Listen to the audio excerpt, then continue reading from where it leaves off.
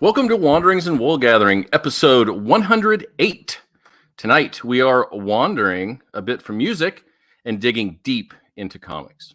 Sandman, Moon Knight, and underrated comics of our choice. Joining me in the fun tonight is JPP. Easy listening sounds for the hard of hearing. It's JPP.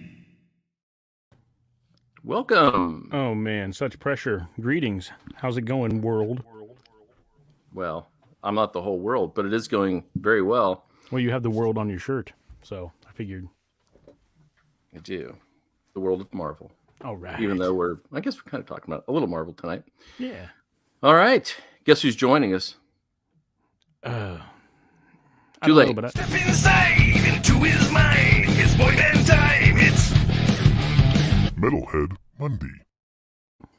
Man, Welcome, Mr. Mundy. I don't know why my you neck stumped is me. sore every time, man. My neck gets so sore. Bang So that- over. Is it the whiplash?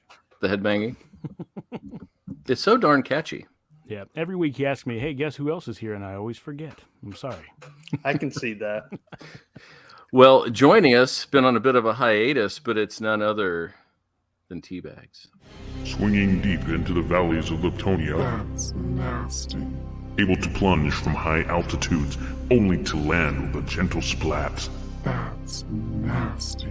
Receiving only the finest education from his instructor, Earl Grey. It's Teabags. Too hot for TV. Oh, my gosh. Never use that.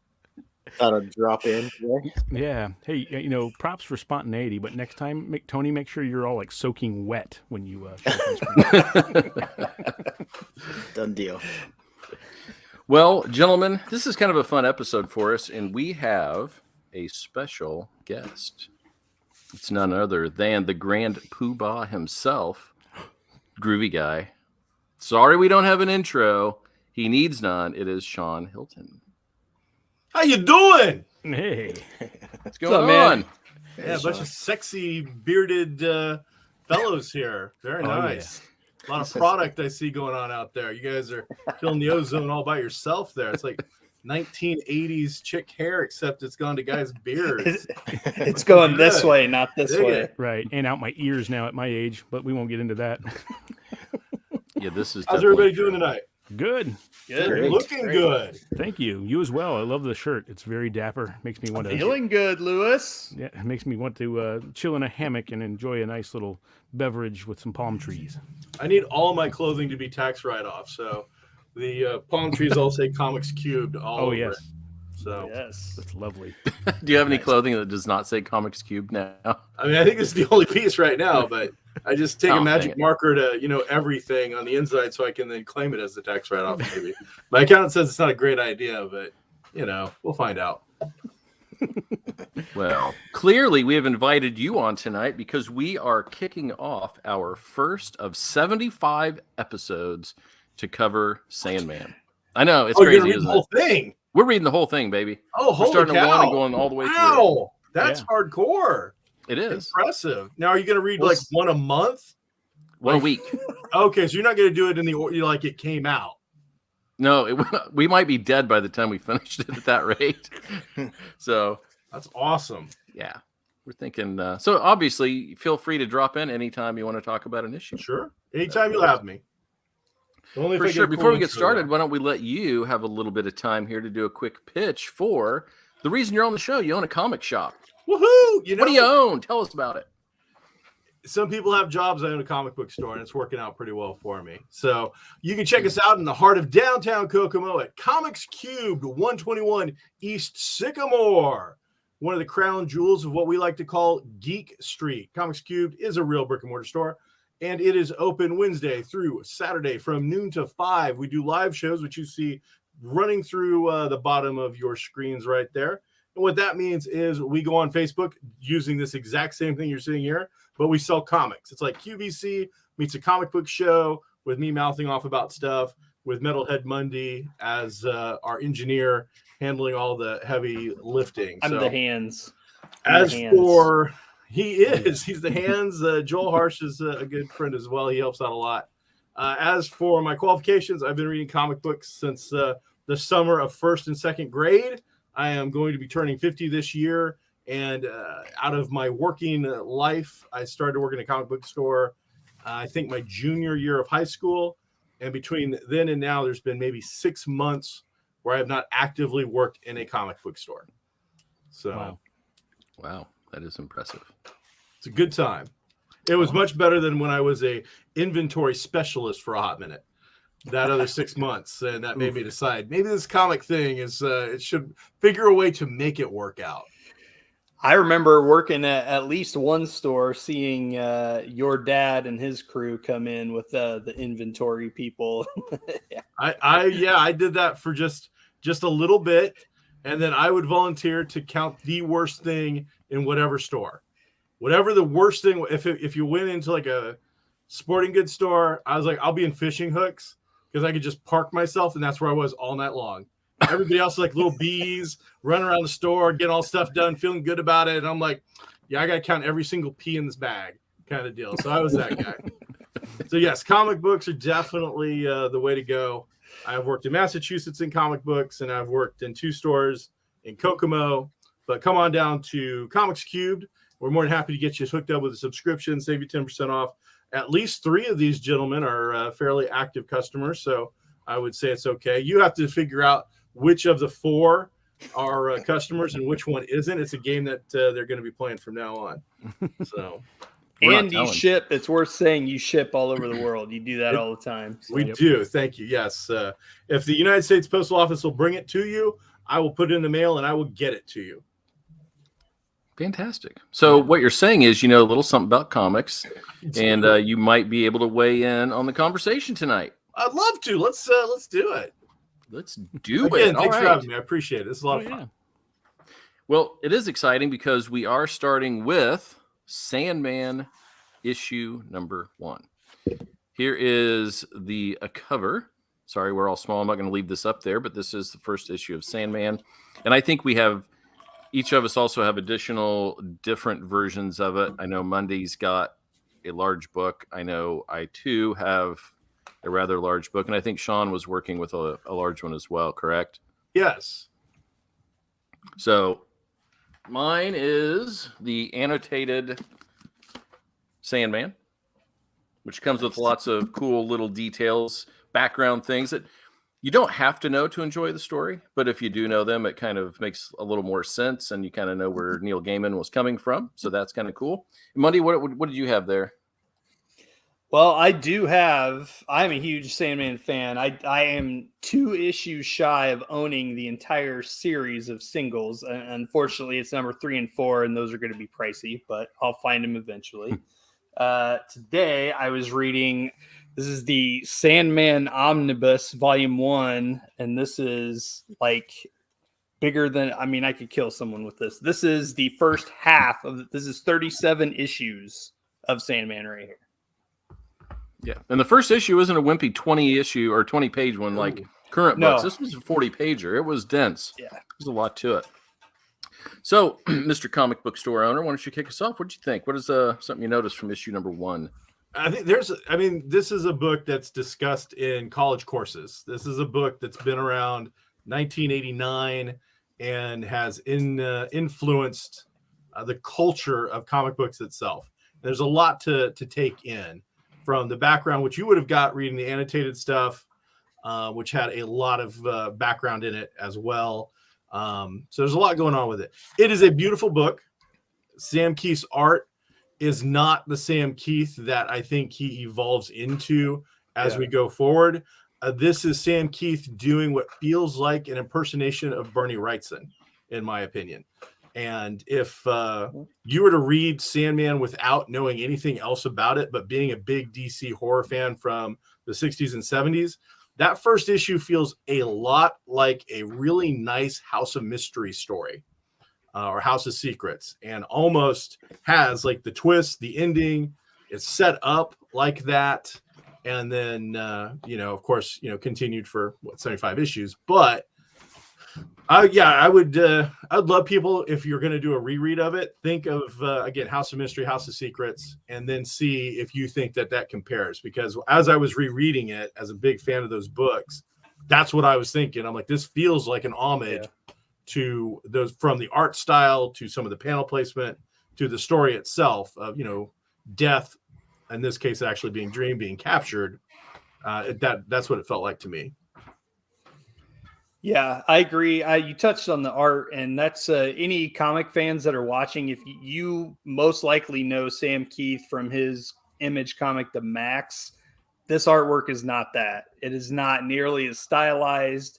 And I think a lot of the style that you're talking about, Shawn, can be attributed also to the inker, which was, and I don't know how to say this name. Is it Mike Dringenberg or Dringenberg? I don't know, but he does the inks on this, and I think he kind of contributed to the overall look. I mean, obviously the inkers do, but eventually Sam Keith goes away and Dringenberg takes over on pencils, so the art changes a lot. But yeah, these first few issues is they're, it's all kind of dark and broody, and very, very good art team. Yeah, I also thought too, when you're just speaking about the art, there were some cool times where they switched the view and you were now seeing Dream's view and they were all in circles, which was kind of cool. Without the just nice POV out direction. of the glass thing. Yeah. So that was really cool direction, I think, as far as setting up the pages went. And, another cool thing about this issue is it lasted, 70 years? Was that roughly the timeline from beginning to end? Starts in 1916, and I think it's supposed to be like modern day at that time, which was 1988, 89. 89, yeah. So it gets out.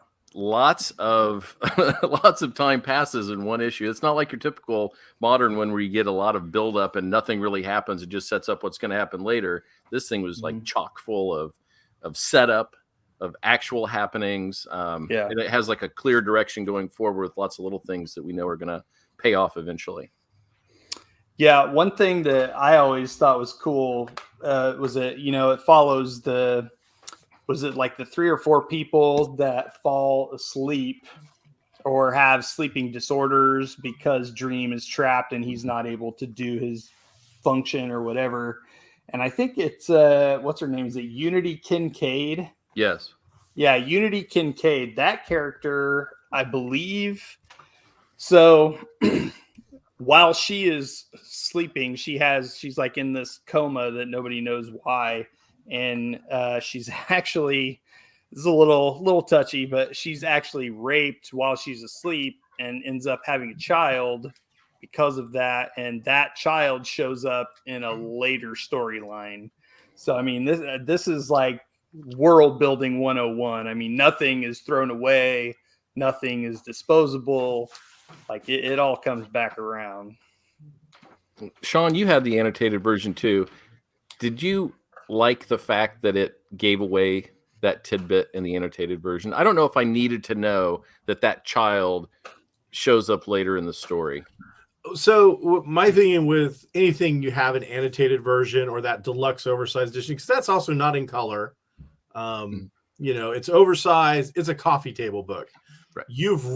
The vast majority of people would have read Sandman, and this is a discussion piece or something a little different.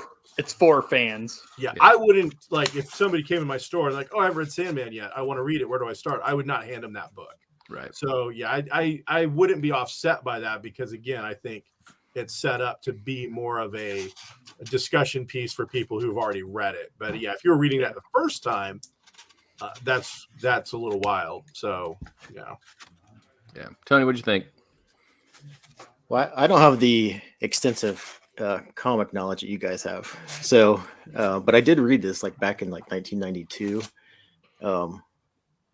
Don't rake me over the coals for this, but I remember reading a Tori Amos article, and that's how I kind of got turned on to him. That's all right. Yeah, absolutely.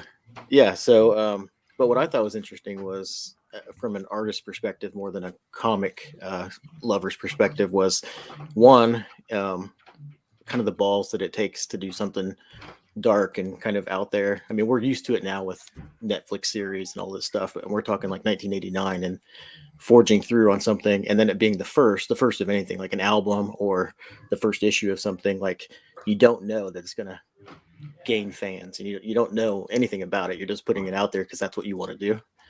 And so it was really cool to see that, like, the concept of capturing, trying to capture death, but capturing, dreams and nightmares it still kind of resonated today with me, which was cool. Yeah. Is JPP okay? He'll be back at the end of this part, I think. Is that correct? I think so. Yeah. I'm just going to remove him from the screen so we're a little bigger. Yeah, look at that. See all look at that real estate, everybody. In the back. Does my pointy hair fit in the camera? Looks good. Okay. Thanks. I mean, you have it, so okay. I'm a little jealous. Fair. Fantastic. One of the things to consider when thinking about Sandman, because everybody knows this is kind of the Vertigo flagship title, except when Sandman came out, Vertigo didn't exist. In fact, it didn't exist until 1993, Sandman was like halfway through its series. So, and some people, it paved the way.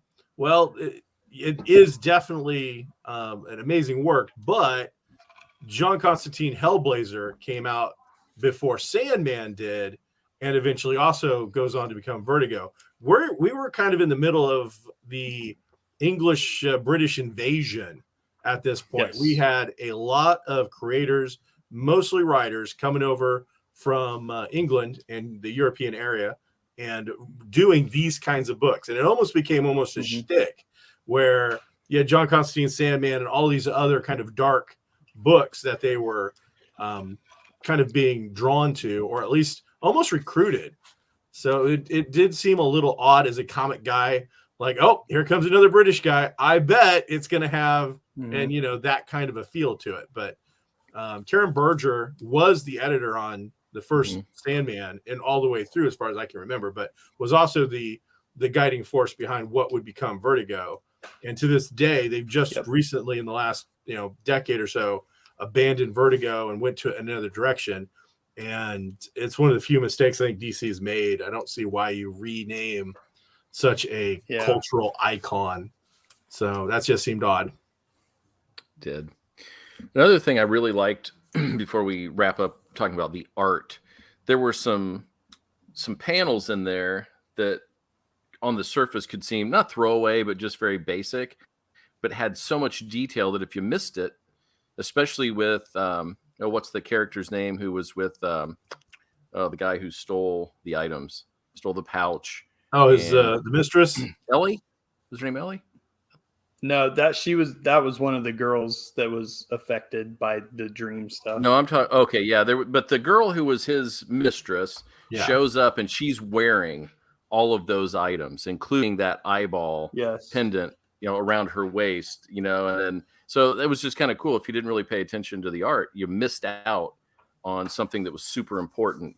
So I love that the artist put those in there, and I'm sure Neil obviously Ethel. I said Ellie. I was close. It was with me. Ethel Cripps. I like it. Yeah. I'm going to give you credit, partial credit. Yes. Yeah. But anyway, so that was cool. Sorry, didn't mean to walk on you. Some of those, Shawn, you were talking about the British invasion. The big ones I remember is, like Alan Moore was on Swamp Thing. Yeah, Neil Gaiman came in. I think Jamie Delano was one of the big Constantine guys. He was my guy. I thought, this is the guy. Yeah. Peter Milligan, I think, was one at that time. He was. A whole bunch of it really was. Just all these crazy authors coming out of. Well, that was Grant Morrison and Garth Grant Morrison, over around then. Yep. Yeah. So definitely. Tony, do you have any thoughts? You're an artist. Did you have any thoughts on the art before we close that out? Well, I love the style anyway, but you kind of brought a point that I wanted to make, which was as a reader and just reacquainting myself with it, I forgot how easy it was to see when you were seeing through his eyes with the circles. I think that was a really nice touch.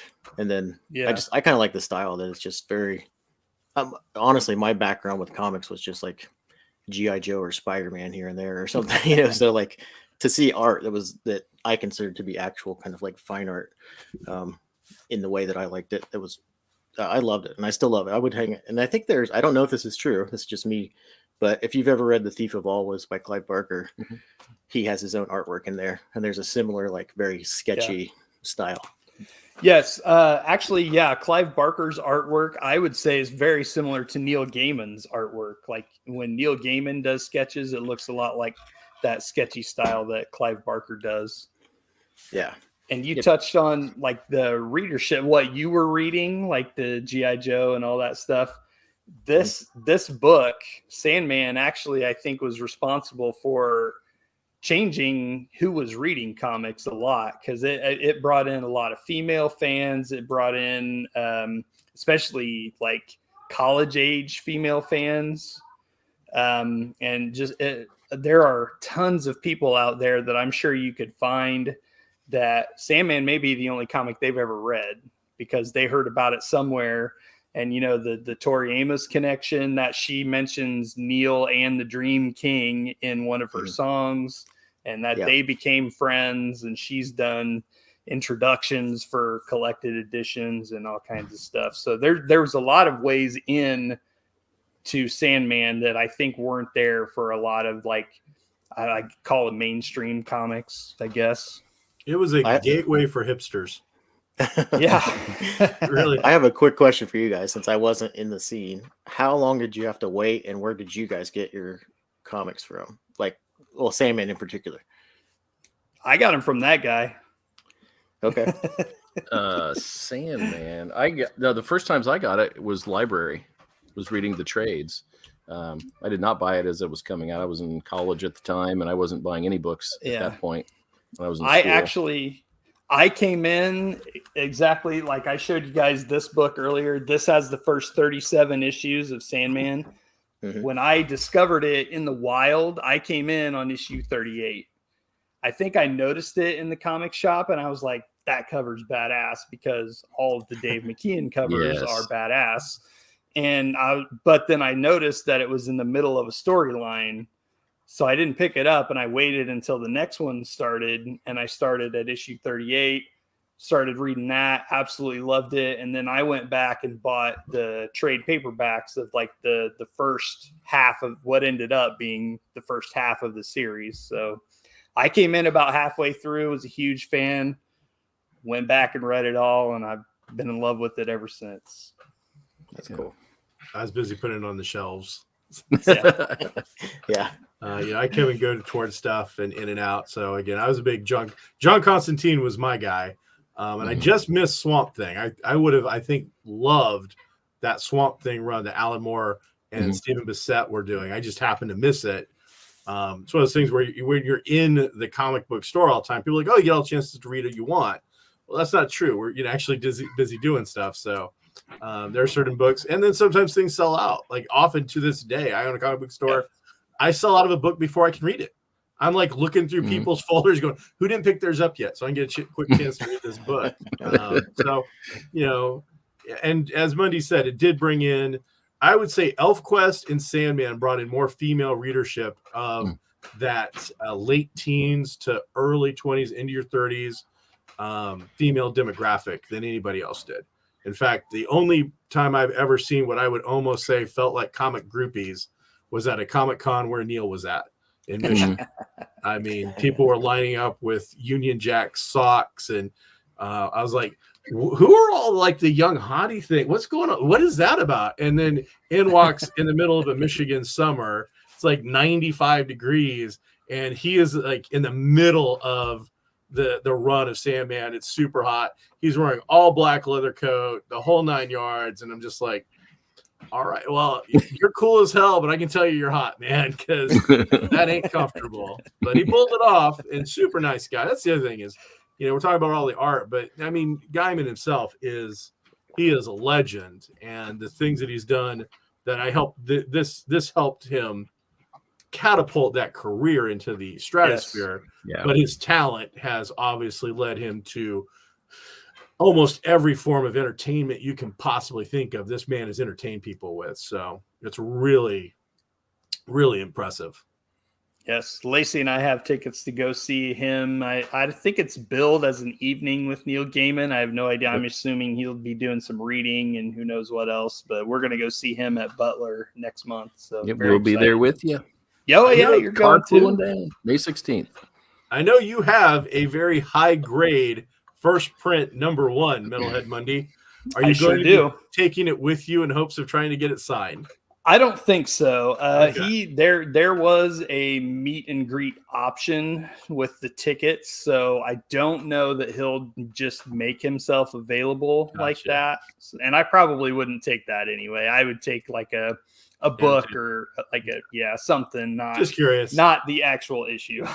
I would take it. I would bound it up pretty good, but I would take it. And I'd hide in the bushes and wait until it came out. I actually have. There was a Sandman. I think it's called Endless Nights or something like that. It was a hardcover that was. It was basically a story for each member of the Endless. So there's like 8 stories in it, and each story has a different artist. And I took that and I met one of the artists, and I had him sign it. So it's signed by Bill Sienkiewicz, who's my all-time fave. So I would probably take something like that. So then it would be signed by Sienkiewicz and Neil Gaiman. So. And how much room did that Sienkiewicz signature take up? So if you not as much as Walt Simonson with his dinosaur. So you have this book here, and like you say, you make sure there's no boobs on this. Boobs. So like you open it to.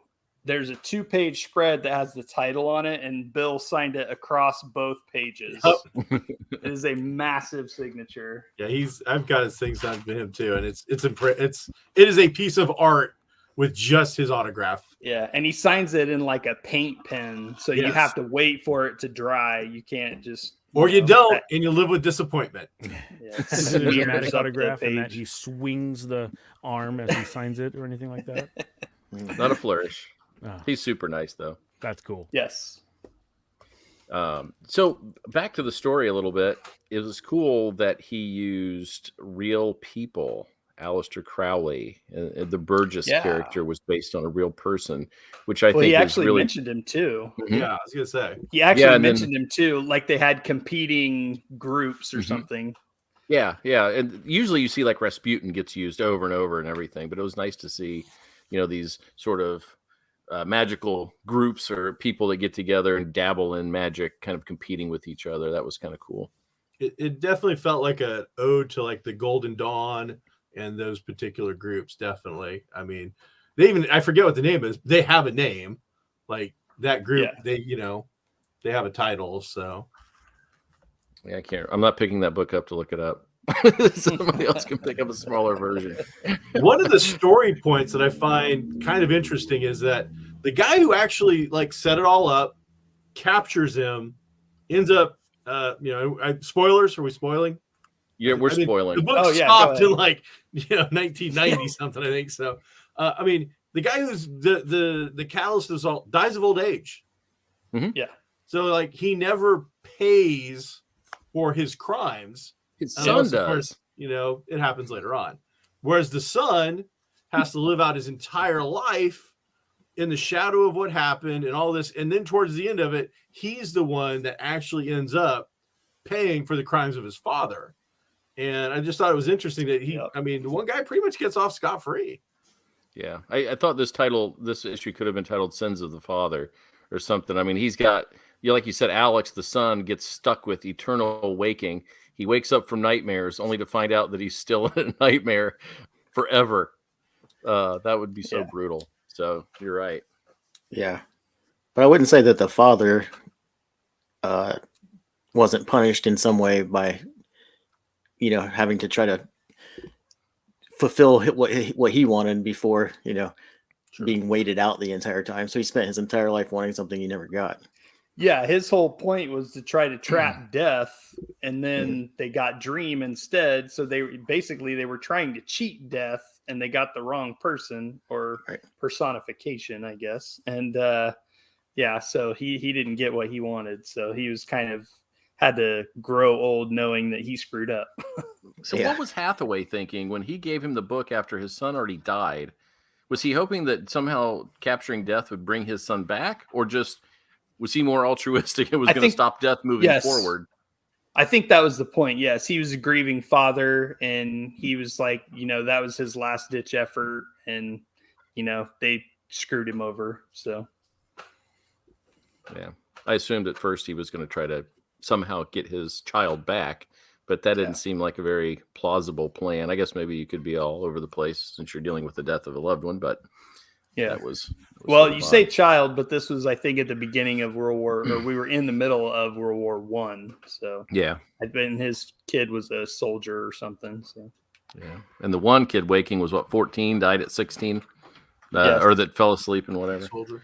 One of the victims of Dream being captured. So that was cool, and I forget the name of it, but it's based on an actual condition, the sleeping. Oh, it's in here. It's a they name it at one point. I can't remember what it's called. Encephalitis, a kind of encephalitis, isn't it? Something like that. They do. I don't know. I'll probably find it here in a second. But it's one of them is given.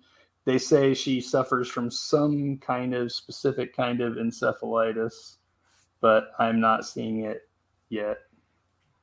It'll take me a while to find it. Fantastic. Oh, here it is. Encephalitis lethargica. And she said she's basically in a coma and she wakes up 4 or 5 times a year. I subscribe to all 26 volumes of that. No way. Lethargica sounds so made up. I need a font on my shirt. It's like how do you make a word sound Latin? You put ICA at the end of it. Yeah. That's kind of true, actually. So did anybody here not enjoy this issue? I wanted to, but damn my library for denying me access to my content and login. And I've had a chaotic weekend, so I didn't get a chance to hunt it down elsewhere. But I may have to see if there's any existing copies through a certain comic book shop that I could perhaps order to catch up and get the ball rolling. They are putting out a new trade paperback edition that we have on order. And in fact, starting next week, the new Sandman universe begins with the very first issue. Speaking my language. In fact, I was hoping to do some with you guys to give away one of the variant covers. Cool. Ooh, sweet. Nice. That I sounds hope I super win. fun. Oh, wait. Did you guys all dig it? Yeah, I mean, this is one of my favorite. This book made me like a lifelong fan of Neil Gaiman. So, I mean, I have every comic of his that I could ever get my hands on, even the Alice Cooper comic book that he did. So, Yep, I mean, and I've got tons of his novels and short story collections, and we're going to see him. So, obviously, I kind of liked it a little bit. Yeah, I remember in high school, maybe in junior high, I can't remember exactly when in that window of our time together, you had set up yourself on a sci-fi book club. And I think it was a referral thing, and you got a break or a couple of free books if you referred a friend, and I signed up, and to your recommendation, I picked up Good Omens as one of my copies. Oh, so good. Still love it. So good. Yep. Yeah. All right. That's one of my favorite all-time books. I love it. Yep.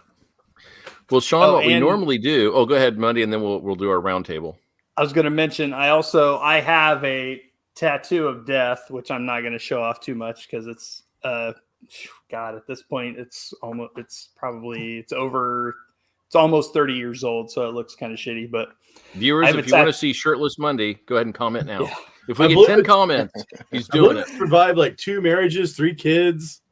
I have a tattoo of death. One of my senior pictures, I believe I'm wearing a death T-shirt, and I have posters and T-shirts of Sandman characters behind me, and I was all dark and broody. So And how long was your hair?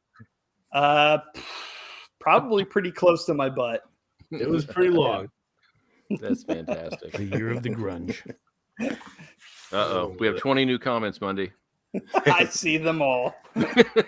So you know what that means? Oh, it's a good read. If you are wanting to try a new book with something that's got a bit of a unique factor to it.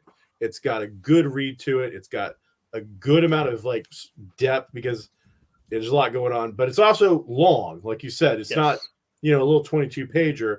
Plus on top of this is 1989 pages as well. So your actual panel count, if you were to count how many panels per page compared to a book you buy off the shelf today, is almost double.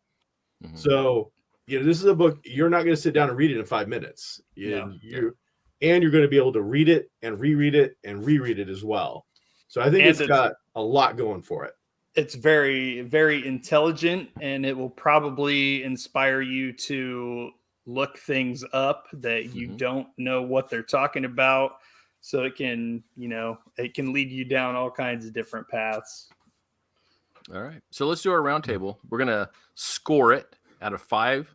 And then we usually talk about, will we read it again? In this case, will we continue on with issue number 2? So, Tony, what'd you think? Wrap it up, score it. Will you read it? Well, yeah, I'll read it. And I'm kind of looking forward to going back. It's just been so long.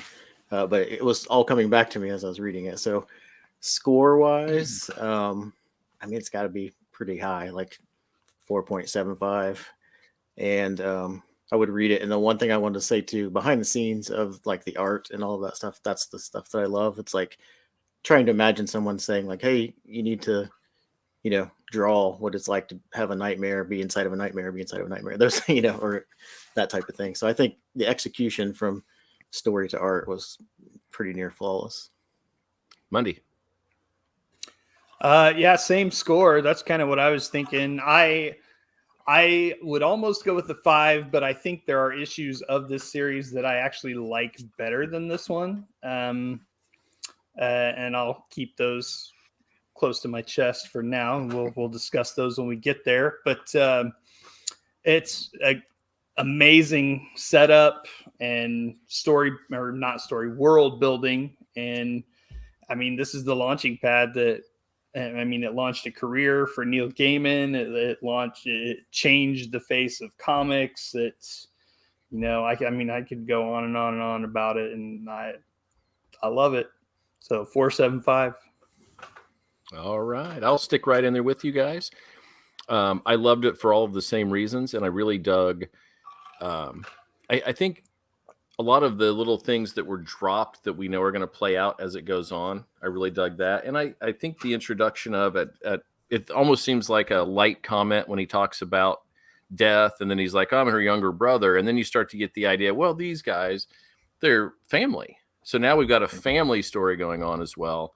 As all the other stuff that's happening. And I love, the Aleister Crowleys. I love the Shakespeare lines that are thrown in there, and Tweedledee and Tweedledum being talked about. Those kind of things are cool because if you've read them before, it's almost like you got this kind of secret knowledge going on because you've read those before you read this. And I really dig that. And I love that Neil Gaiman puts those in there. So I can't wait to read number 2, see where it goes. I think I've only read half the series. So by the time this is over, I'll have the whole thing. I'm really excited about that.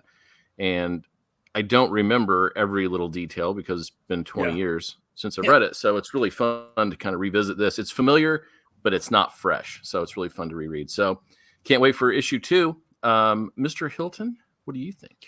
I'd give it like a 4.25 to a 4.5. If it was just single digits, it'd be a 4 because perfection is damn hard to come by. Yeah. And so, it's the only thing I found weird about it, and it is just a weird situation, is that it exists in this periphery of the DC universe. Like it's its own thing, but then they turn around, they mention the Jack Kirby Sandman, which if you know the background, there's some stuff there. So one of the reasons I would give it just a little bit of a ding is DC, I don't think, knew where this book was going to live. And John Constantine and some of these other characters also. So there was always this kind of weird vibe about, can Dream meet Superman?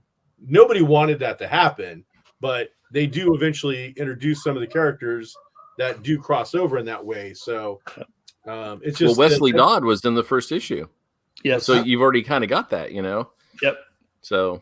The Sandman, Wesley Dodd Sandman characters in the first, So you're right, Sean. That's mentioned, and then from there on, it's like, why isn't he bumping into more stuff, and things like that. So, it didn't happen very often. I know there's an issue of Action Comics that's not terribly old that has death in it. Yeah, and I don't long have after that. the series was over. Yes, I don't have that one, and I saw it at the last Kokomo Con. Actually, somebody had it, and it was pricey.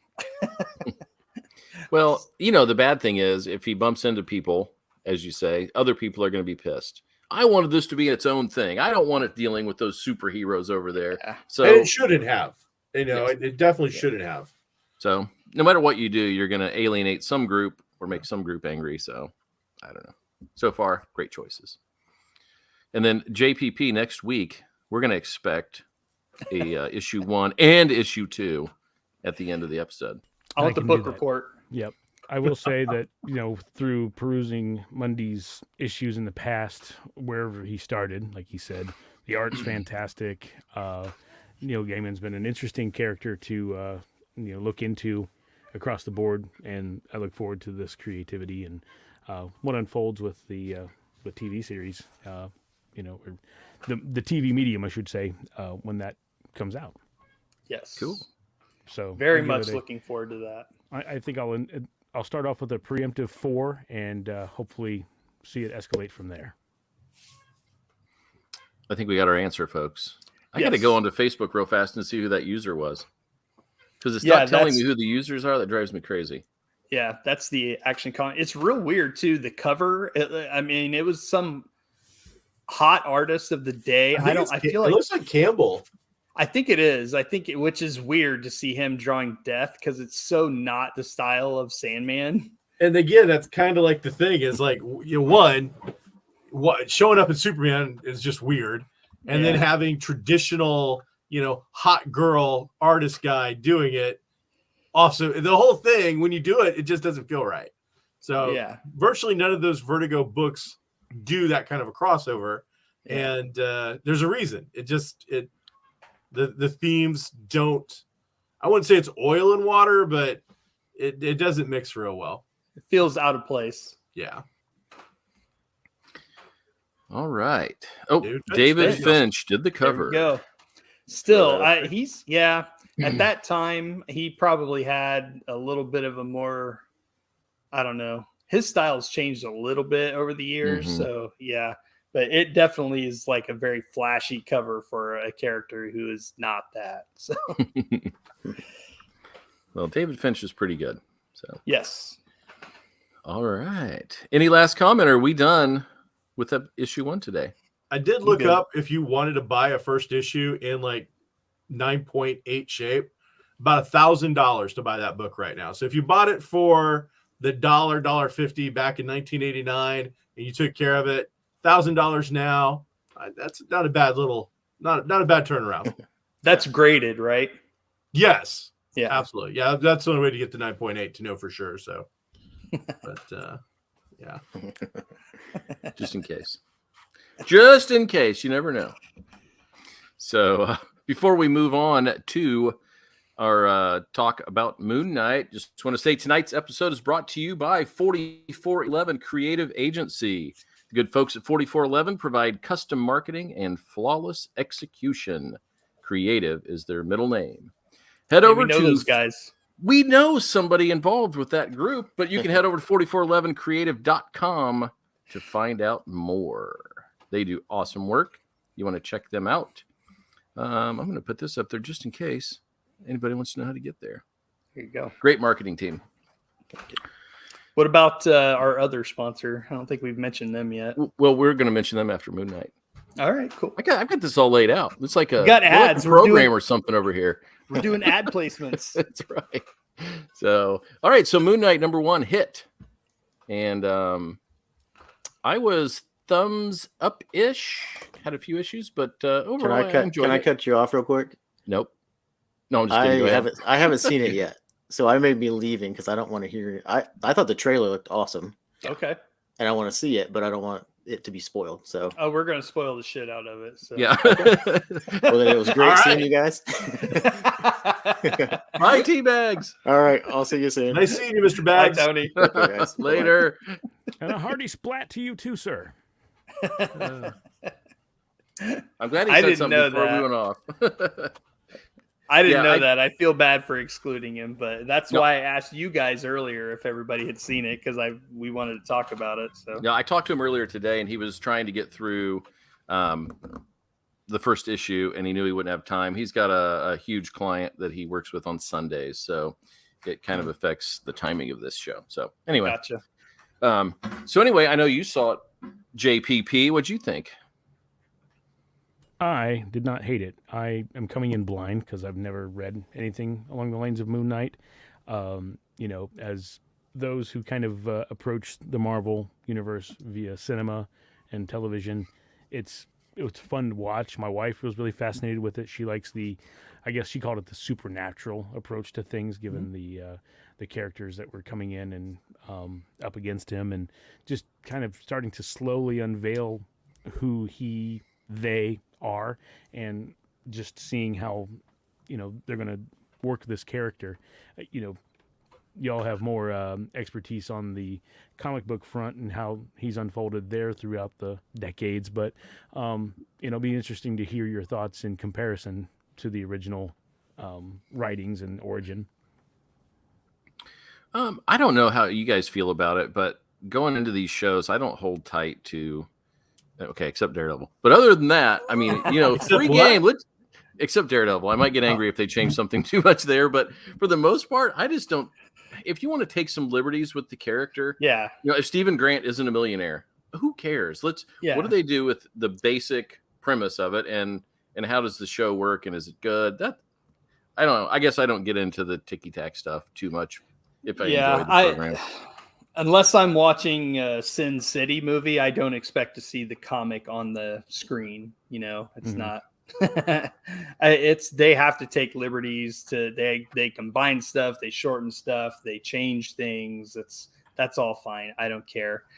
When I saw the trailer, I wasn't thrilled with him. Like they kind of said Stevens. I'm like, okay, this is Stephen Grant, but he was British. He had British. And I'm like, I don't love that. But in my head, I'm like, okay, so I'm hoping that when he's Mark Spector or something, like he doesn't have that accent. And that's exactly what they did. So I was like, cool. Great. That's a good device. That's fine. I'm with it. And, yeah, I loved it. As a Moon Knight fan, he is one of my favorites. And I like the way they're playing it so far. I'm very interested to see where it goes. It's interesting. The costume looks fantastic, which you don't see it much in this first episode. It's all CGI, right? Completely. Yes, it's a weird version that they used because that's from like some future alternate reality storyline thing. So it's weird that they went with that. But I thought it looked a lot like David Finch's version. It's actually, I think it's from like the Earth X, Universe X stuff. Interesting. And so it's weird that they chose that, but it works. Like the gauzy bandages going all up everywhere. It worked perfectly. The Khonshu looks amazing. That is straight out of the comics. So very cool. And I like the Khonshu's voice, the F. Murray Abraham voice, the big booming voice in his head. It's pretty cool. I like the way they played him waking up in random places, and you know that brought in a comedy element during some serious action and crazy stuff happening. I really enjoyed it. Sean, You guys covered a lot of what I felt about it. There was a point when I was younger where I might have been a little more adamant about what I wanted to see translated from the page to the screen. But as we get more and more and more material, my comics exist. They're in a box. They're on a shelf. I can go back and revisit those adventures anytime I want. Yep. So anytime I see a new movie or a TV show or an animated thing, this is that version. It's its own universe. It's, you know, if it was a DC thing, it's Earth whatever's version.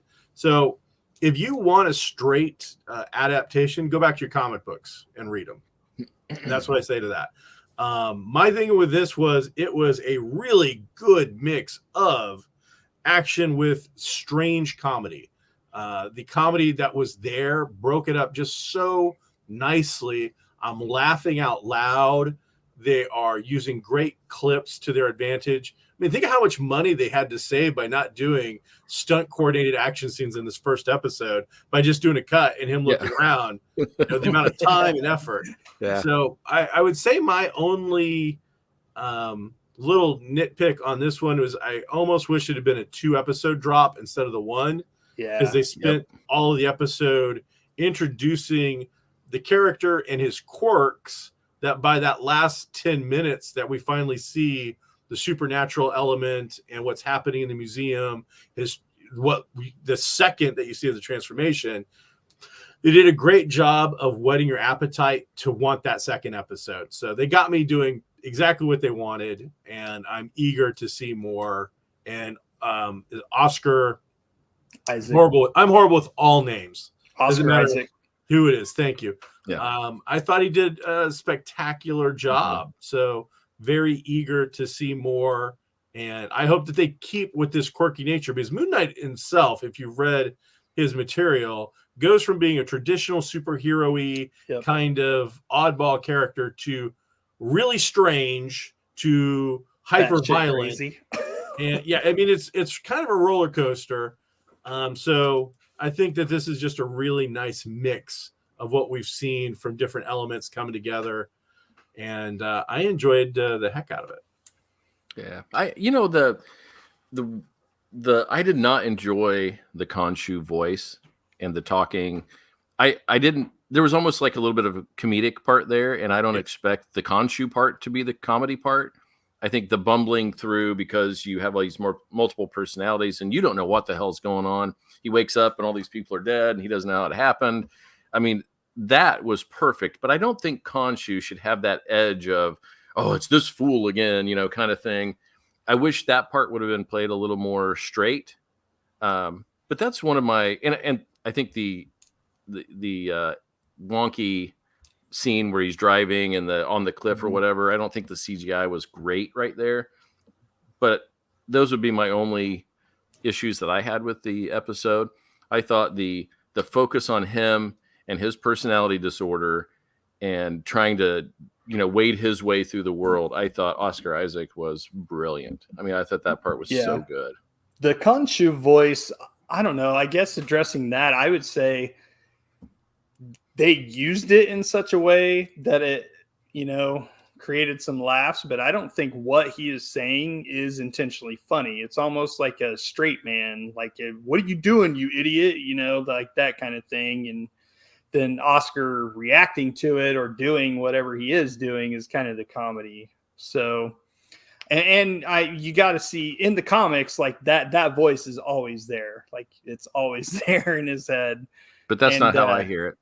This is about me, Mundy. Okay. Yeah, that's true. I forgot who I was talking to. And isn't it still kind of unclear whether or not he has powers? Like, isn't it like sometimes, I don't know. I guess I've read a couple of stories where it was unsure if he really has these superpowers from a god or if it's just one of his personalities, or am I wrong there?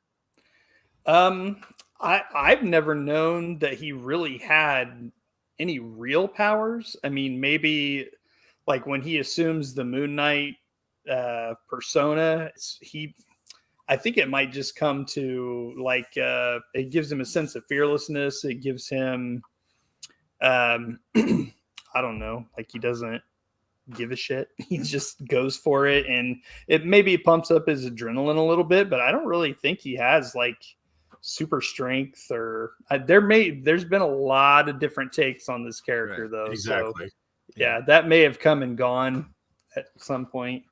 But they can use that to their advantage too. Go ahead, Sean. I think at one point it was in the storyline. Keep in mind exactly what Mundy is saying. There's been so many incarnations of the series. Yeah. Every writer gets to dabble, tweak, and whatnot. But at one point, I believe he got stronger based on the phases of the moon. Yes, you're I right. think that was a thing. So in that essence, I mean, I suppose you could still say it's a personality quirk, but if you go from being able to lift up, 100 pounds to 500-600 pounds, I would say that he probably has a very light superpower. So I dig it. I think it's fun. My weird thing that you hear that voice in the comic as one thing. Well, as I'm watching the show, and I agree with you, Steve, I think it does come across as comedic, whether they intended it to or not. But what I'm curious about is that the voice, or is that his way of like translating what it's really going into his head? Like, I wouldn't be shocked at all if when we see the other guy in the body that we don't hear that voice in a completely different fashion. That'd be cool. We've only seen Khonshu. We have not heard him conversing with Khonshu. So who knows? Yeah, that's cool. I didn't think about that. I knew there was a reason we had you on the show tonight. There it is. JPP, you're being awful quiet over there. What'd you think? I'm sorry, what? No.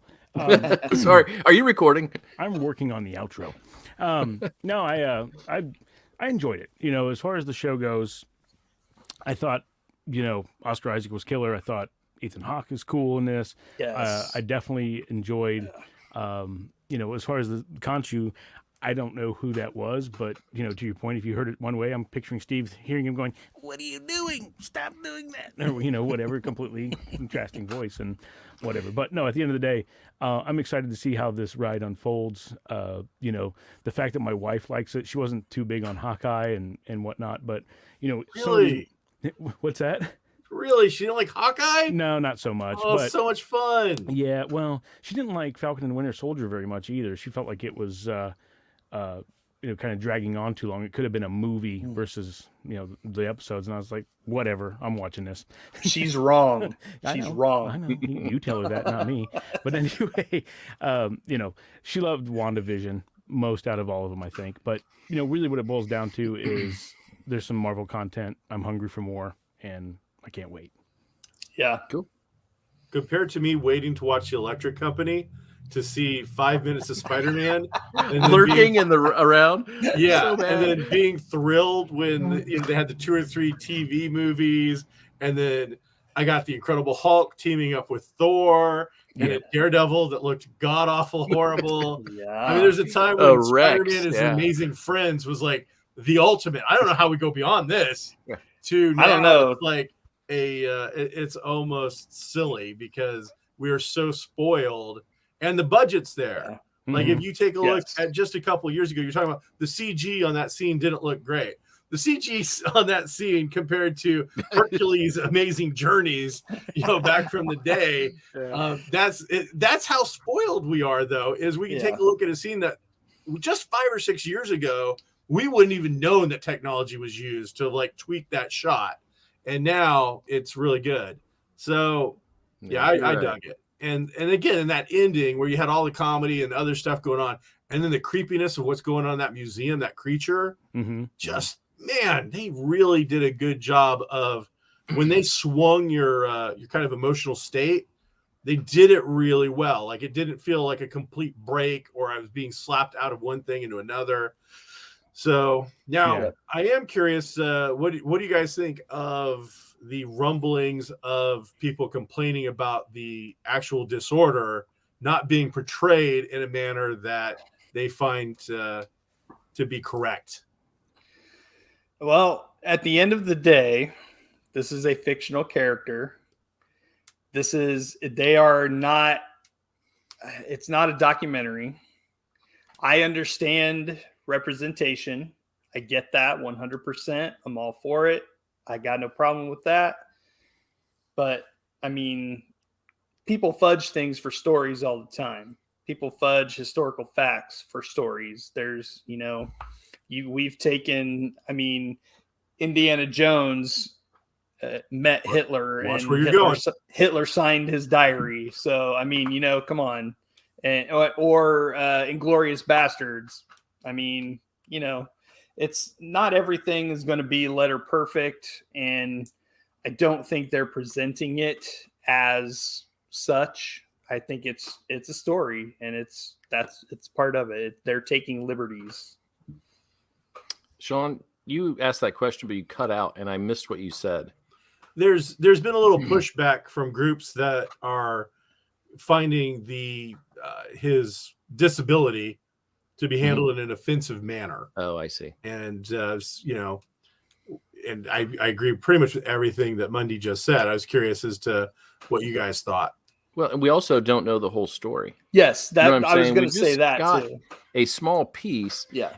And for me, the problems that I had with the story pale to the fact that he is such an engaging character. When that show ended, I wanted another episode because I am invested in him and where he's going and how he's going to overcome this. That I find that if they misplayed his disability or whatever, it made him super engaging, and I can't wait to see where it goes. We have 6 episodes to figure this out. We can't base this on one episode. That's silly. Yeah. Right. My daughter watched with us too, and there toward the end, she was getting a little creeped out, and she was kind of covering her eyes and everything, and I understand. We didn't force her to, you watch this part, but I did tell her though, it's like, hey, the museum's closed. Maybe Ben Stiller will show up. Who knows? She got a kick out of that. Did any of you read about any of the Easter eggs from episode 1? I did. I watched the Nerdist clip on those. Okay, gotcha. Because they were talking about where he ended up at that, village. Was that Latvia? I think it was. I just kind of skimmed through. Yeah, I've heard a couple people mention that. It might be, yeah. So I was excited to see Duchamp show up on that phone, so we know we got Frenchie coming in at some point. Yep. But I didn't dig into any other Easter eggs, so I don't know. Yeah. Any. Apparently, the statue was another character as well. Which statue? Yes, that's is it Crowley? It's in the comics. He had I think it is Crawley, not Crowley. It's Crawley. Crawley. And he was like kind of a drunk, kind of a homeless drunk guy, kind of an informant, like a street informant. When he was Jake the cabbie, he would talk to that guy. Yes. And that the gold statue guy was supposed to be Crawley. It might be Crawley. Interesting. Yep. Seems odd, but hey, anyway. they're putting this together how they see fit, I suppose. Yeah. All right. So it looks like we all dug it, right? Yep. Yeah. Absolutely. I'm in. I'm in for the ride. Yeah, me too. All right. Well, that I guess. Do we need to do a round table, or are we exhausted that topic? No. We're all going to give it a 4 out of 5, and we can't wait to see more. All right. So, JPP, you notice it's easier for him to watch a show than it is to read. So, I got that going for me. It's easier because it's dark where he is. Everything looks great on the screen because it's dark. Let's see. I thought we fixed that last week. We did, but the light bulb needs charged. Okay.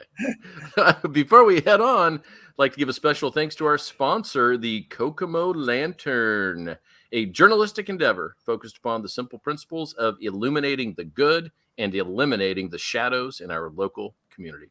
Head over to kokomolantern.substack.com to sign up for all the content. Thank you, Kokomo Lantern. And there it is right there. If you need to subscribe to that, and you should, to get all the best information about Kokomo that you can get.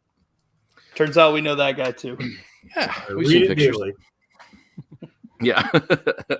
All right, we have one final segment on the show tonight, and we're just going to give a brief chat about what we feel is an underrated comic or series that we've read that we really dig. And I've got some images. So whoever comes up next has to go. Are you ready? Well, that's a good one. That one right there is a good one. No cheating. I don't know if it's underrated, though. Oh, look who's up. Oh, it feels like I've been set up. No, So, you're yeah, the first one to respond. That's my pick. Yes, it Guy is. Davis, Gary Reed. You're looking at a take on Sherlock Holmes done in a punk fashion. Guy Davis has done a lot of work. He's an artist who then ended up doing the writing. Gary Reed was the publisher of Caliber Comics, was a big Sherlock fan. He helps script and write the first 4 issues, and then Guy Davis takes over for the next 4 issues. But the basic idea is that World War II never really happens. Everything goes well after World War I. So we're kind of stuck in that time period. And in this, we follow a ex constable who's been drummed out of service and has gone and become punk. She lives this punk lifestyle. One of the things that I really enjoy about the book, one, it's beautiful. It's gorgeous book. It's got a lot of depth to it. Each issue is it just feels very long, but in a good way. Like there's a ton put into this book. And I love their outlook on punk culture. It is written by a guy who was living it at the time.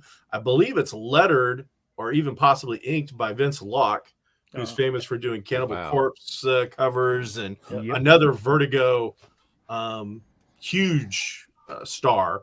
So yeah, I've got 2 different copies that I have, and I've actually bought a copy to just loan to friends. I like it that much that now, once I finish rereading this for like the 5th or 6th time, this copy will just go into rotation.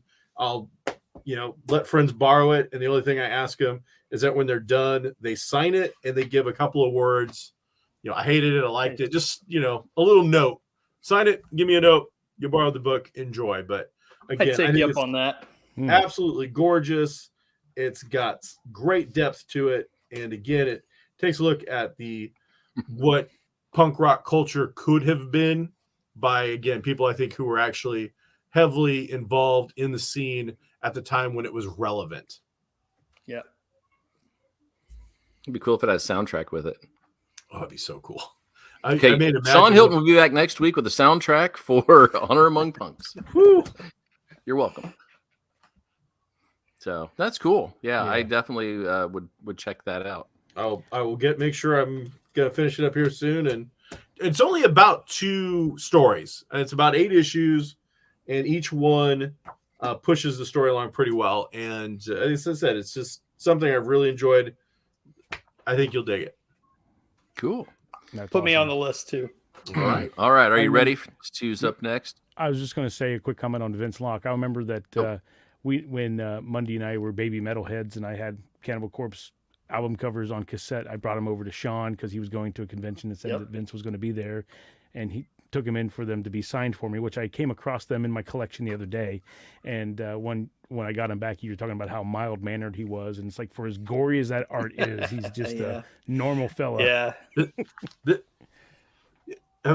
Thanks for buying my album. I really appreciate it. Thank you. You like the art? Oh, that's great. Thanks so much. I'm like, the whole picture of what you expect to see from the Cannibal Corpse artist, but he's wearing the black, leather and all that. But it's wow. It's like, and such a nice guy. Him and Guy Dennis are actually really good friends, or at least were. Yes. So. Mm-hmm. I think in that situation, I sent some Dead World comics with you, which are some really awesome, very gory zombie comics way before Walking Dead. It would have been number 2 on this list of underrated comics for me. Yeah. Cool. Nice. There may be a part 2 to this. We'll see. Did you get yours? Did I get that signed for you too? He froze. Oh, there he is. Who? Mundy. Yeah. You guys all froze up on me. So what I miss? Did you get those signed? I got several. Yeah, you took several for me that I got signed. Sadly, I'm old enough now. I'm sure I did it. I don't remember it. Yeah. So I'm like, it was a while ago. I used to take stuff for people. I had to stop because I used to take stuff for customers to get signed, and then it just became a liability. Like, as you said, Sinkovich uses that special pin. So if I closed that book at the wrong instant, I've ruined a customer's book. So, but there was several years where, I'd go off to shows and get stuff signed for people. I believe he was signing back then in like a felt tip pen. I think some of mine were signed in like a red felt tip pen. Yeah, he did. Wow. Yeah, that sounds right. Cool. All right, are we ready? When you show the next one, are we supposed to guess whose book it is? That'd be kind of fun. Are you ready? Here we go. That was me. You suck. Who was it? I'm going to say that's Foggy. Seeing it's Mike Mignola art, I'm going to go with Mundy. It's me. You know what? I'm going to go with Mundy too. Mundy's being awful quiet, so he surely didn't give that Process of away. elimination here. And by the way, Paul's isn't on here, so Yeah, I'm going to throw a Teabag's curveball, and please don't Google that. Oh yeah, that sounds dirty. I think we may have to kick you off the show. This is for kids. That's nasty. I'm a principal after all. Got a reputation to uphold. All right, Mundy, what do you got with Cosmic Odyssey? So this is like, I think one of the first series that just absolutely blew my mind. And it was a 4-issue series. I got them all 4 right here. If I can find the camera. And I got these when I was around, it came out, I was around 12-ish, and my copies are in very good condition. So that's kind of shocking that they've survived this long. But it's Cosmic Odyssey, as the title suggests. It's a crazy, huge galaxy spanning story. And if you're going to have a story like that, you might as well bring in the best at that, which was Jim Starlin. If you got a cosmic story to this day, he's still doing that. So he's one of the greats at that. And this was early in Mike Mignola's career. I think this was like 1988, I think.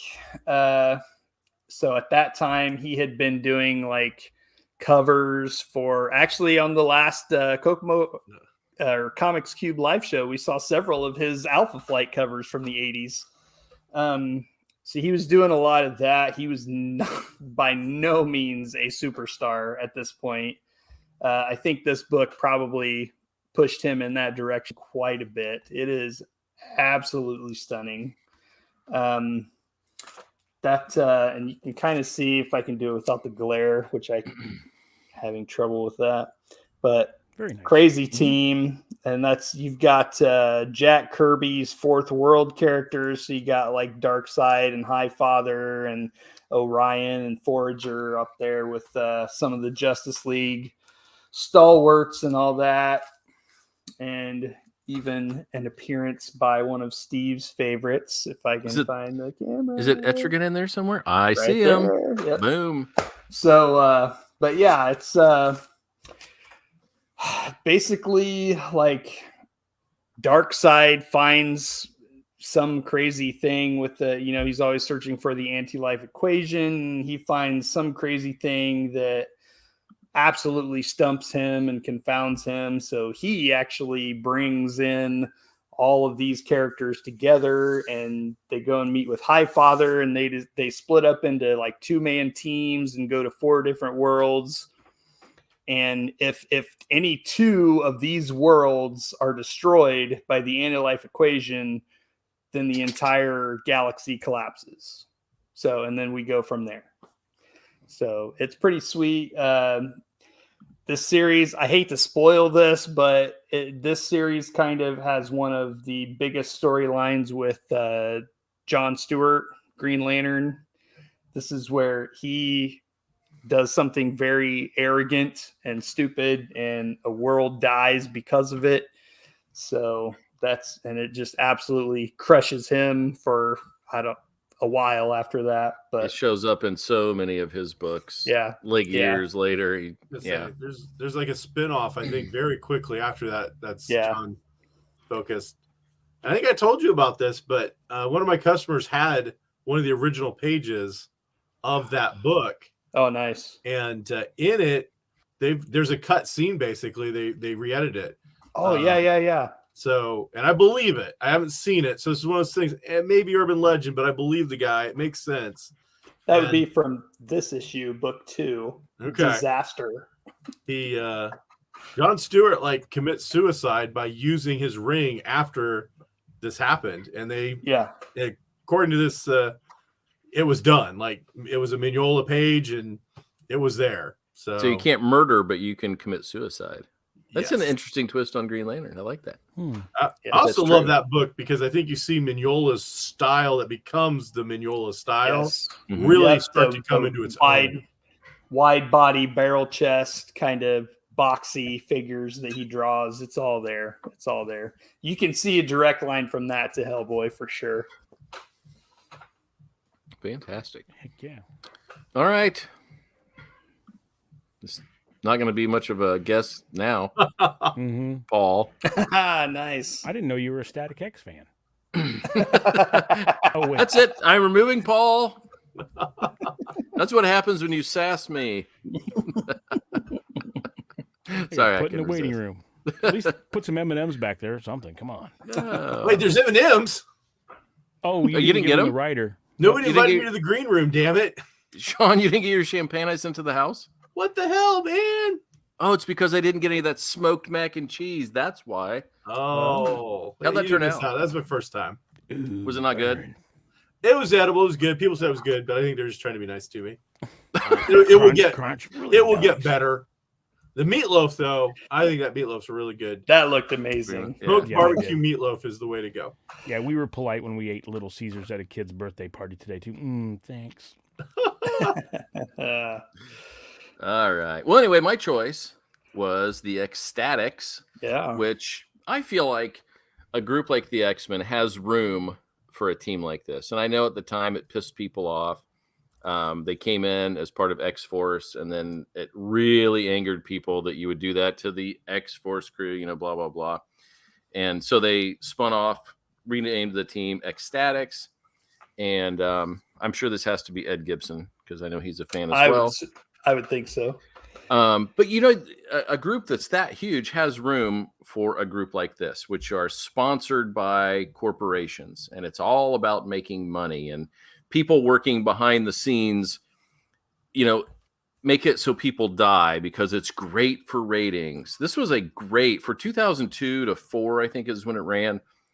It was ahead of its game as far as social media goes and getting views and getting corporate sponsorships for superheroes. And, they've got this kooky character named Dupe who records all of their exploits and all of their missions. And the fact that, they make it so somebody dies on the team. And it became, I think it was one of those books that stopped the Comics Code Authority for Marvel because it was so violent. They killed off an entire team in the first issue, except for like 2 people.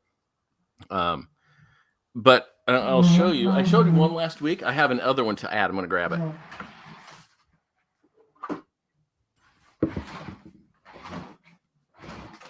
Sorry about that. So I got these cool boxes to hold them. Can you see that? Sort of. Yeah. My good friend Braden made this. It's Dead Girl. Is it too shiny? It's a Anyway, he little makes shiny. these things for me. It's all vinyl and it's all layered. So each color is a layer.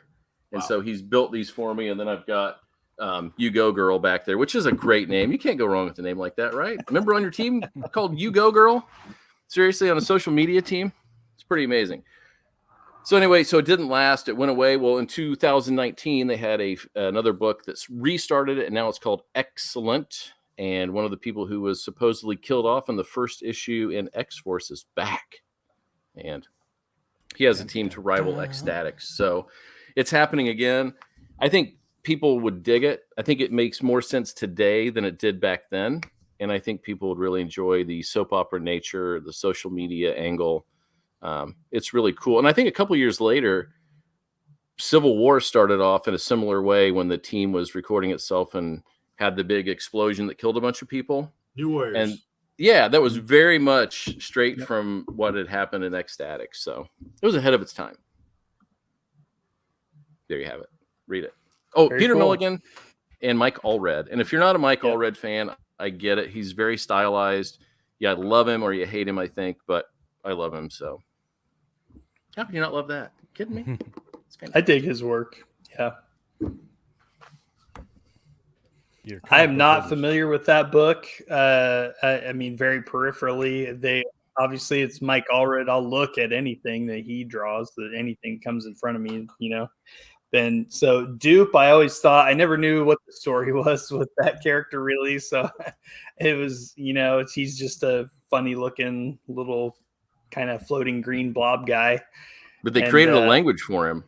So yes. it's all like little symbols and things. And Yeah. it actually is a real language. So if you go sit down, you can break it down and find out what Dupe was saying in every issue.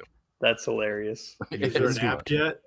I don't know. That's a good. There should be, and now he's got more layers. If you just read Excellent number 2, we found out the dupe was behind the scenes all the way back in the first issue of X-Force, behind the scenes, which was cool. Wow. Yeah. I know. Layers, man. Layers, like an onion. There you go. All right. Onion. Paul, I don't. That's supposed to be parfait, not onion. I don't have a picture for you.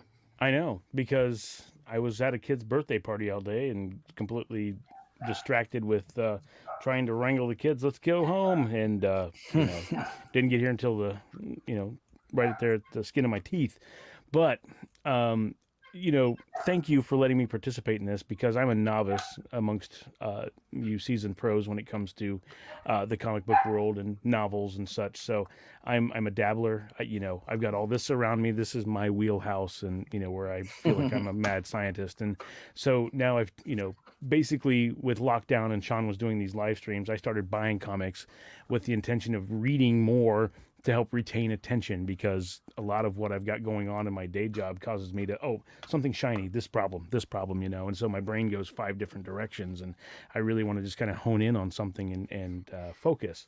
That said, I don't have the experience of considering a comic to be underrated, much like yourselves, because I haven't had a wealth of reading experience to do that. But Grew the Wanderer all the time, right? No, I'm kidding.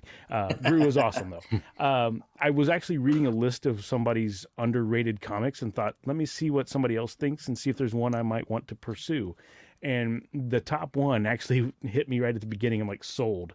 Are any of you familiar with The Other Dead? Never heard of it.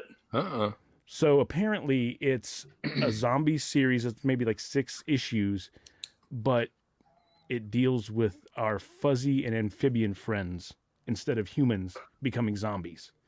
And the story starts off apparently with Dick Cheney being eaten by a deer, and Barack Obama creates a task force to obliterate our forest friends. I'm in. And Stop. I'm in. I'm in. Exactly. The first cover was like zombie turtles with like blood hanging out of their mouth and stuff. I'm like, Nice. This is awesome. So I'm going to have to pursue that. Shawn, I think you need to order some copies of that. I got The Other Dead. The Other Dead. Yeah. Hey, I don't have time for that. I'm going to be reading Shawn's book. So you guys are on your own on that one.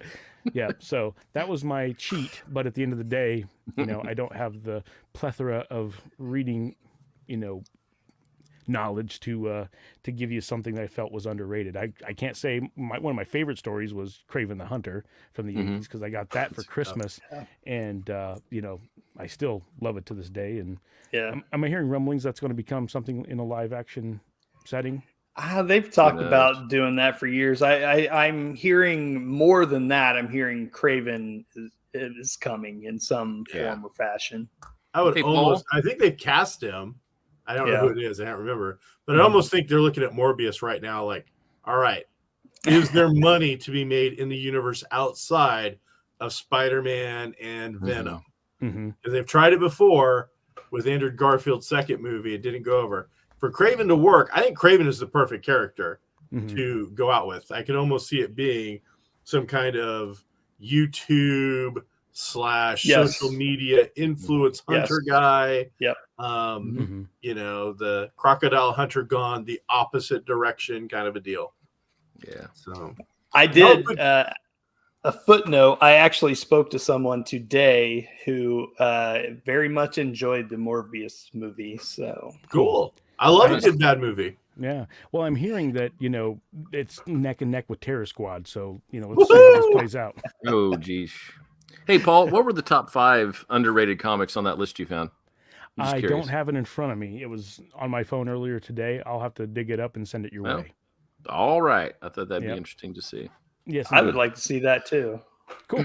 So, Paul, I got a question for you. Yes, sir. You're saying you don't have the expertise and all that.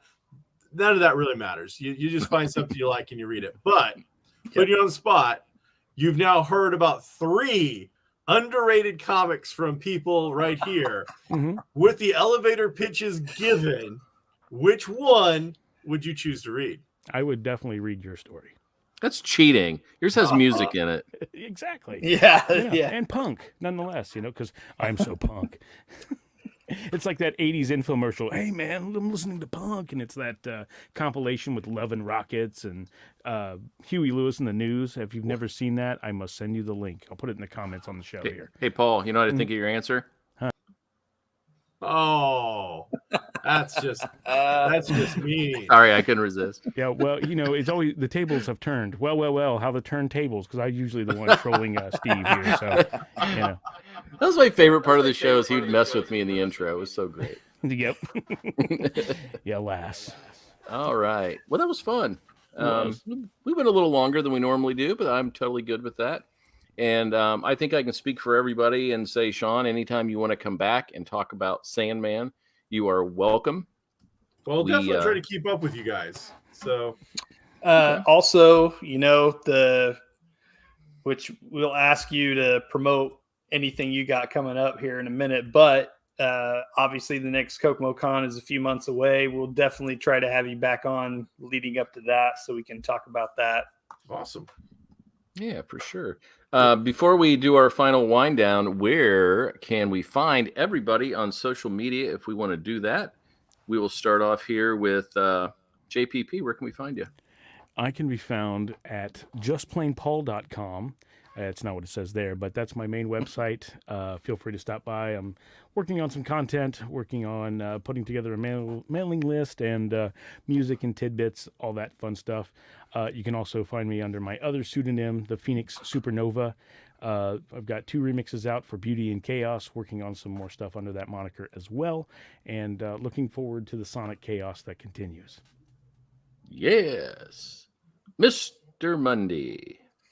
It's easiest to find me on Instagram at MetalHead Mundy. You can see right there. It's Mundy. Say hi. Why? Because we like him. All right. Let's have Mr. Hilton tell us about his live shows. Comics Cubed again, real brick and mortar store, and every Wednesday at 5:30, we have a live show. We go on Facebook. We use the exact same format that is used here on Wool Gatherings, and we sell comics. It's like I said, QVC meets a comic book show. A couple of, as I said, Mundy helps out. A couple friends help out. So it's us selling books. It's also us chit-chatting at the same time. We, take questions, and basically you get me ranting while I'm selling comics. And I have been nicknamed the random fact guy, apparently. I don't know. Somebody started calling you me got some that. good random facts, buddy. Yeah. I like it. You give good fact. So, it works out. Unfortunately, this Wednesday, we're going to take off so that Mundy and his wife can go out to dinner with us, but also so we can prep for the Saturday show. We're going to try to have an extra big show this coming Saturday. So Big blowout. Wait, what? you can always find us at on Facebook at Comics Cubed in Kokomo. Yep. And I always enjoy the midday check-ins that happen throughout the week as well. Oh yeah, we've got our basement guy. He pops on every once in a while and tries to sell you some books too. Yep. Always some cool finds for sure. He's a good dude. Yep. And let me just say, if you're really wanting something, respond quick, because sometimes there's lag in the internet, and somebody may have already posted V when you posted it, and it shows up to them before you. So No. Hey, I've been there when they do this, Paul. When your name pops up, they just say, screw it. Ignore him. I know. Oh, Paul, you just missed it. Yes, I know. That's great. I know. Paul But, would get special treatment. What we should do, you had that wheel you were spinning a couple times or whatever. Yeah. We should put Shirtless Mundy on there as a. Oh, it's good. People will love it. Right next to Date with Ed. Ed will be happy if we take off haikus from Ed and we put on Shirtless Mundy does the dance or something. So No one needs shuffle. to see that. so. Nope. Random Shuffle, facts from shuffle. Shirtless Mundy. Put on your shades, people. That's fantastic. He can be shirtless and just read from an encyclopedia for like an hour. Encyclopedia Lethargica. If someone's willing to pay me for this, if we can somehow monetize this, I'll consider it. We just did. Shawn makes money. You do the deal. Yeah. Those Yeah. works. Turns out I work for Store Credit, so There you go. Everybody wins. There's a little bonus credit every time. There's some Ed. Too good. All right. Well, I am Foggy. You can find me at Foggy's Pal on Instagram and on Twitter. Be sure to check out Comics Cube live shows on Comics Cubed in Kokomo Facebook page, 5:30 on Wednesdays, 6 o'clock on Saturdays. You can find Wanderings and Wool Gathering on YouTube, Apple Music, Spotify, Stitcher, Castbox, and SoundCloud. And you can find album, movie, TV, and comics reviews at, you guessed it, wanderingsandwoolgathering.com. See you next week for episode 109 when we talk about Sandman issue number 2, and we review the new album from Envy of None, the new group from Russia's Alex Lifeson. Can't wait to check that out. Until then, we will see you next week. Be sure to read up on Sandman so you can join the conversation. Bye now. Everybody dance. Not doing it shirtless. I didn't get a dance. Everybody take your shirt off, quick.